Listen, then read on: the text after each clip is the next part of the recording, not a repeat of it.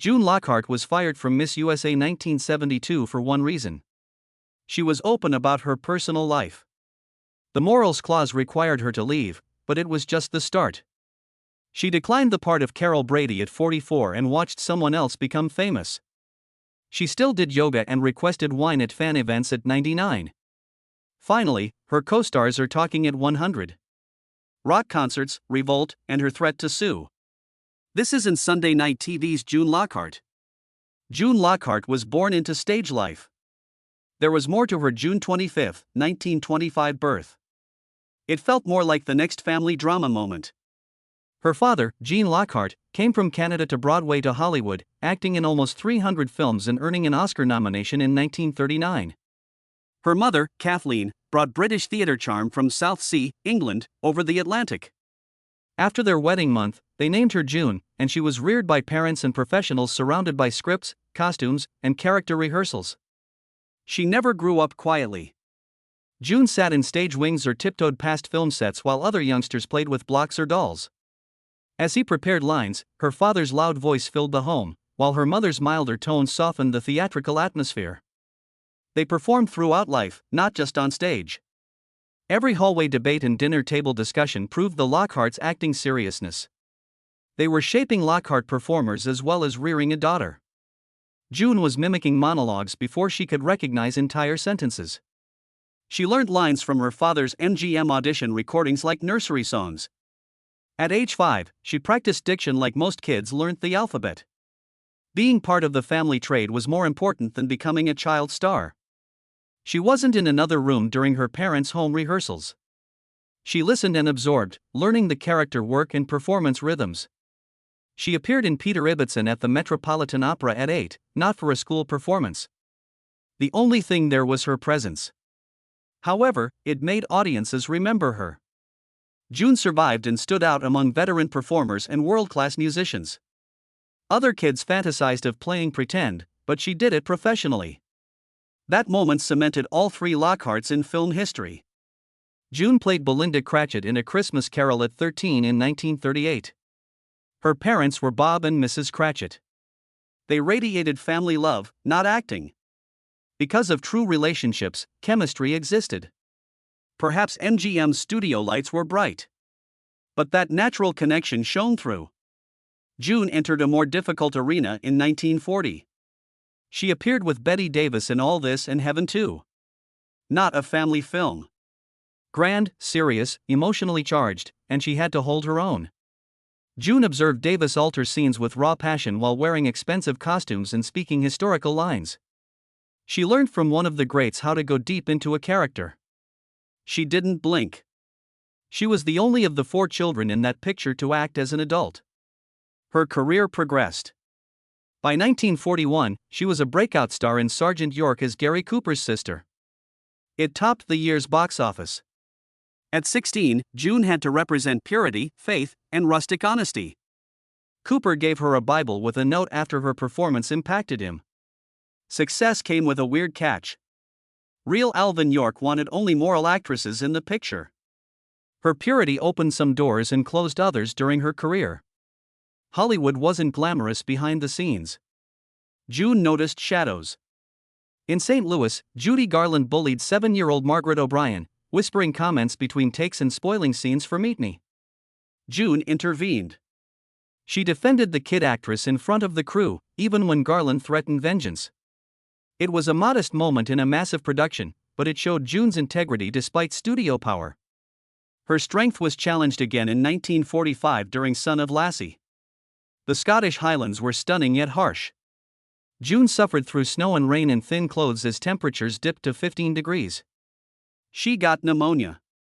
Suffering a 103-degree fever while filming, afraid quitting would hurt her career. Although she fainted between takes, she missed no shots. She would do that to stay relevant in an industry that saw young women as disposable. She-Wolf of London followed. A small scary project became a nightmare. Director Gene Yarbrough desired realism, which meant 4-hour makeup procedures, hazardous fumes, and no breaks. Blisters covered her. She was confined to the chair. All 18 days of filming were overnight. After the transformation scenes were deleted, it felt like all the anguish was wasted. After the film, June said she was off her game. Who wouldn't be? The quietest conflicts were arguably the hardest. Behind the smiles and modest clothes, studios pressured her to change. She was promised $50,000 per film for pin-up picture sessions in 1947 provided she posed for cheesecake photos. Executives were furious when she refused. June refused to bend when one warned her family, morality doesn't sell tickets. She grew up with artists, not marketers. Being a calendar face didn't interest her. Her parents clashed with her, and she chose dignity above money before it was trendy. June Lockhart appeared in Henry Miller's theater in the autumn of 1947, as New York City's leaves changed. November 4th. She was 22. But that night, something changed. Her role as Janet Blake in For Love or Money changed her image from a child star or Hollywood princess. The show closed on June 19, 1948, after 228 performances. Surprised critics. One headline indicated her Broadway debut. Like an unexpected comet. The change was real. She was seen. Not her parents' legacy or former responsibilities, but her. They liked what they saw. Then March 28, 1948. The Waldorf Astoria hummed. Lockhart won the Tony Award for Outstanding Performance by a Newcomer, a unique category that only existed once. A medallion bracelet with the wording "The American Theater Wing presents your Tony and Antoinette Harry Award, 1947-2048" replaced the golden statue. Years later, she handed it to the Smithsonian. That honor is in American history. Harry Hershfield and Burt Little called her name on our radio that night, and the world listened. Not only did she win that night, she marked Broadway with something special. She and Ingrid Bergman starred in Joan of Lorraine that year. Already famous, Bergman earned $129,000 plus 15% of the profits. The Alvin Theater was packed. Outside lines circled the block for 12 weeks. Lockhart appeared on stage while Bergman was named Broadway Queen. Rumors regarding Bergman's involvement with Rossellini began. After a scandal that impacted the Joan of Arc picture, the play remained unaffected, critically acclaimed, and packed. Lockhart wasn't content to relax. She jumped into significant roles after her Tony win. 8 shows per week, no backup. Broadway life in the 1940s. It devoured people, but she stayed. She received recognition for comedy and drama. She didn't dally. She did. In an era when live audiences and tight schedules could break even the best actresses, she gave her all every night. She established her future with that work. It went beyond practice. It was preparation for the future. Sardis was Broadway's social hub. Lockhart knew well. Actors and producers socialized after shows. Star caricatures hung on the walls as gossip spread across tables. Sardis was not just a restaurant. A rite of passage. Accepted there meant you arrived. Lockhart joined that scene, so she wasn't just touring Broadway. She belonged. Her first Emmy nomination was for Best Actress in 1953. She lost against Lucille Ball, but that loss was a peculiar victory. While auditioning for Lassie, Lockhart played opposite Tommy Rettig, a boy. Her maternal chemistry was natural. CBS saved her screen tests even though she didn't receive the role. After the performance reached number 24 in 1957, they remembered her. She was available after losing the Emmy. Ball's win freed Lockhart. She became a Lassie permanently in 1958, replacing Cloris Leachman as mother. Her first practice with 8-year-old John Provost was rough.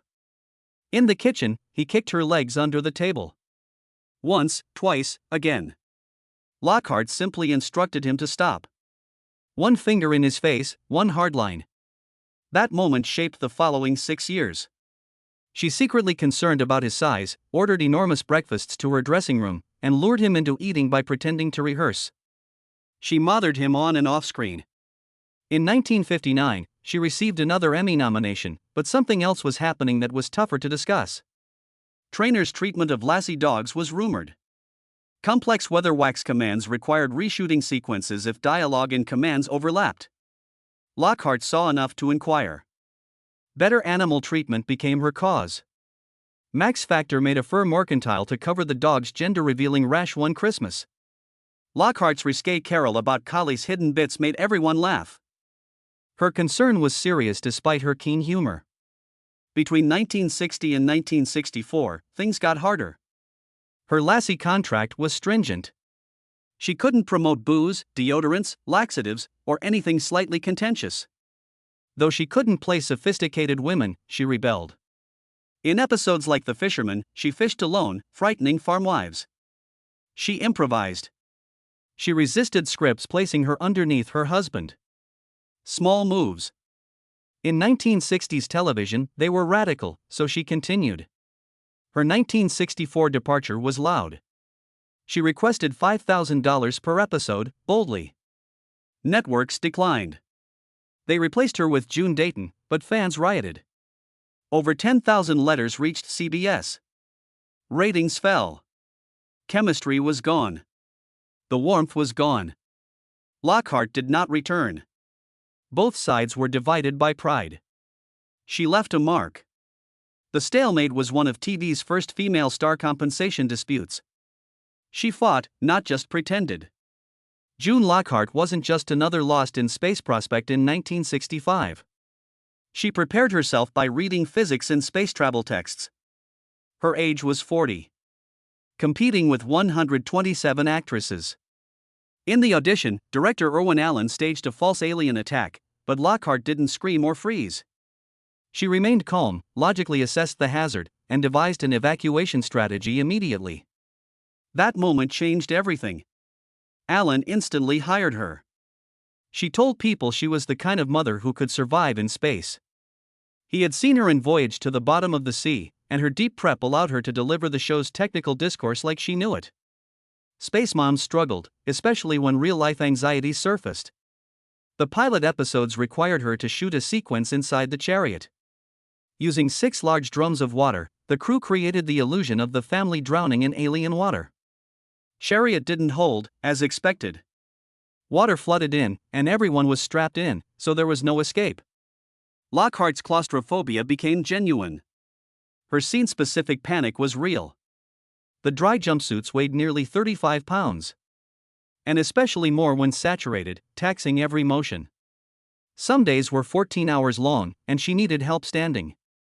Her terror caused genuine change. The writers wrote more alien set episodes when she requested them to avoid ship sequences.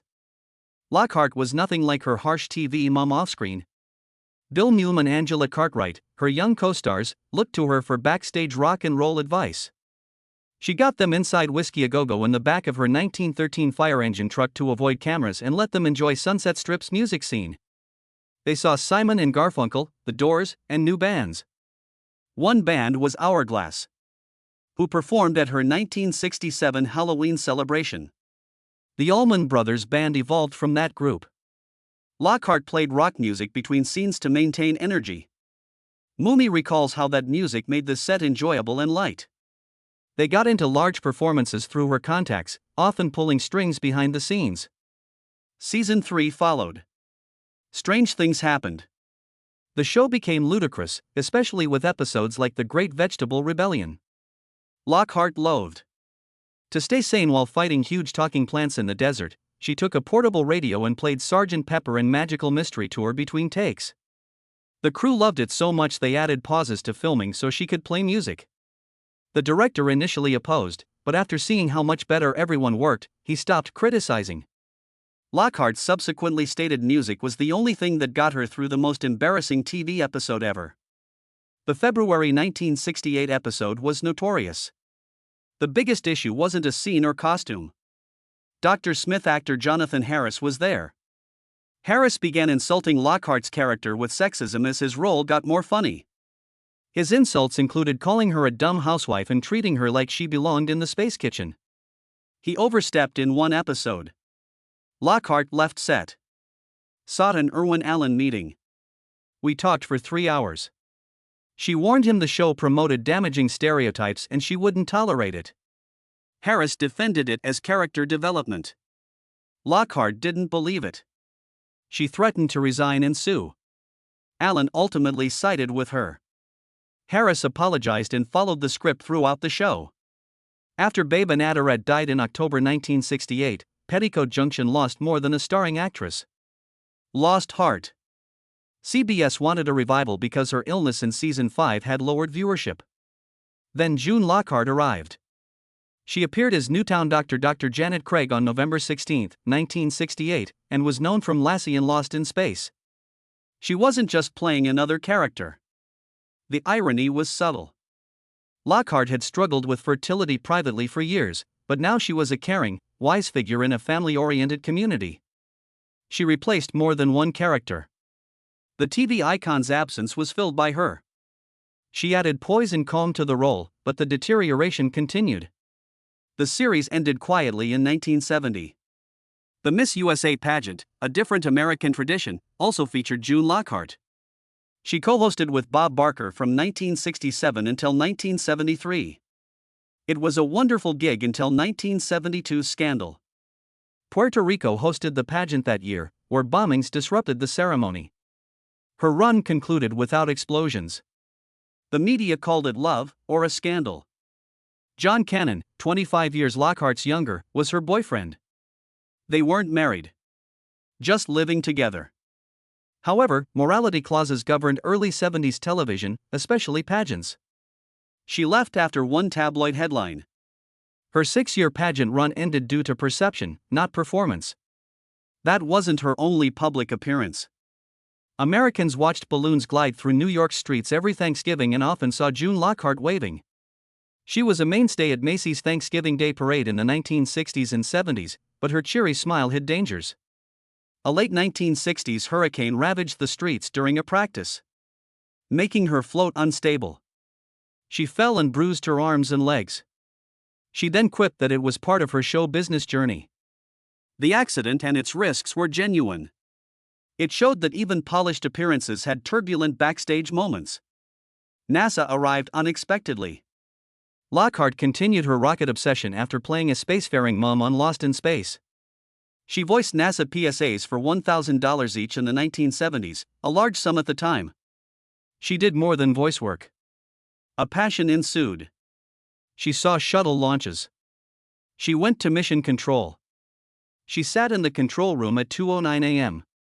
watching astronauts wake to her father's 1919 piece, "The World is Waiting for the Sunrise." The commander radioed down, puzzled about the time, and joked that the crew was wondering what Lassie's mother was doing in mission control. NASA treated her like royalty, and she gave space exploration a warm, familiar voice. But celebrity is odd. When you think you've secured your legacy, one decision might haunt you forever. Sherwood Schwartz cast her as Carol Brady on The Brady Bunch in 1969. She declined. Lockhart wanted to escape TV mom stereotypes at 44. She desired fresh roles and pathways. Florence Henderson played the role. A pop culture icon and iconic American mother. Henderson was in the spotlight for decades as The Brady Bunch expanded into syndication and developed other shows. Lockhart kept working, but she missed the chance to define a generation. She later regretted seeing Henderson ride the wave she rejected. The actress who played America's perfect TV mom in the 1950s and 60s sneaked into Hollywood rock clubs. June Lockhart didn't care who discovered her hidden life. She was serious about being a music enthusiast forever. The Beatles, Rolling Stones, Chicago, and David Bowie were her soundtrack while playing a good mother. She once said she carried one photo in her wallet. Not of her kids. It was Bowie. She didn't only like music remotely. She was there, attending secret club performances during the 1967 Summer of Love. Her favorite spot? Whiskey A Go-Go. Bill Mumy, her TV son, called her a rock and roll goddess because she loved it. No pose, no act. She was genuine. Her 1968 Halloween celebration was at home. She spent $500 to book Hourglass, a new band. The band includes brothers Dwayne and Greg Allman. They played all night until dawn, destroying everyone. Lockhart went beyond hosting. She took the band to meet Lost in Space actors and crew. Hourglass became the Allman Brothers Band in months. Mumy was direct. Lockhart helped launch their fame. She was a mentor and fan. In the late 1960s, she took her youthful co-stars to rock concerts. She introduced 13-year-old Mumi and 15-year-old Angela Cartwright to Whiskey A Go Go in 1967. They joined the Hourglass Band backstage and saw the Dirty Dirt Band live. They were too young to drive, yet they were soaking up raw, famous music. Lockhart continued. She also got them Simon and Garfunkel tickets. Instead of staying in her caravan between takes, she taught them lyrics, rhythms, and rock's values. Mummy says it altered their thinking. Their youthful minds were transformed by music. After filming Lost in Space, she'd blast the radio and share the latest songs with the team. Lockhart used music to interact with everyone on set, surprising many who knew her for soft-spoken phrases and pastel cardigans. It was culture to her, not just noise. Mumi even credits her with starting his singing career. She had a lasting impression. Even as she aged, she remained attentive. She played Bowie before a cassette on set while simultaneously being the Scrabble master. And NASA noticed. They stated her curiosity and rebelliousness inspired astronauts. Some of them saw Lost in Space as kids and told her she inspired them to go to space. She resisted Hollywood pressure throughout her career. She didn't play sexy characters, didn't seem younger, and didn't disguise her likes. Mummy still considered her one of the sharpest persons he'd met at 99. She did what she liked, not simply act. It was always music. June 2025 was her 100th birthday. A simple day in her New York home with her daughters and a few close friends, no grandiose gala. Always keen, she reads 3 newspapers in the morning. Since her 2015 public event, she's been quiet. She's autonomous, clear-headed, and in charge in her own area. She has fans. John Provost, who played her son on Lassie, was shocked when she pulled off a yoga stretch, touched her head to her knee, and asked for a Chardonnay at an autograph event. She reported feeling terrific. Nothing major, no sicknesses. Her secret? A few young guys and good plastic surgery, she joked. Despite 2 Emmy nominations, she never won. 2 times, 1953 and 1959. Both times, Lucille Ball won. However, she holds something uncommon. In 1960, 2 Hollywood Walk of Fame stars were bestowed on the same day for films and TV. She voiced a Lost in Space character on Netflix at 96. Connected to a show she helped make famous almost 60 years ago. She's won Broadway, Tony, Donaldson, and Theatre World Awards. Then she became a space icon.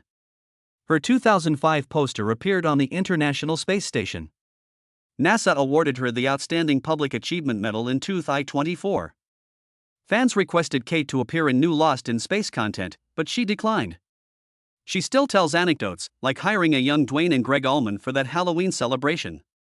Both stories are viral, especially on TikTok. She's known as the rock rebel behind the mum rolls, bringing guitars and grit to kids who believed she was reading bedtime lines.